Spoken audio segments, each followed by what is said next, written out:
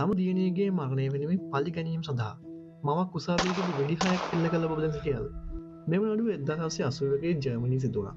මේරියම් බෙක්මේ යනු ඇගේ 7 වැනි දියණිය වන ඇනා ක්ලව්ස්ව රබෝව්ස්කි නම් මිනිසෙකු විසින් පැහැරගෙන ගොස් ඝාතනය කරන තෙක් නිහඬ ජීවිතයක් ගත කළ කාන්තාවකි. මෙම ඝාතකයාට මීට පෙරද අපරාධ වාර්තා රසක්ම තිබුණා. නමුත් වඩාත්ම කනස්සල්ට කරුණම් ඔහු අතින් දරුවන්ට අනතුරු සිදු වුවද ඔහුව ඇප මත නිදහස් කර තිබීමයි. නඩු විභාගයේ ආරම්භ වූ විට මේරියන් සෑම දිනකම සහභාගී වූ අතර දෙවන දින ඝාතකයා විසින් පාපෝච්චාරණය කරන ලද ඒ අමිහිරි තොරතුරු වගේම ඇගේ කුඩා දැරියට සිදුවන වේදනාව සහ අසරණභාවය ඇයට තවදුරටත් දරාගත නොහැකි වුණා.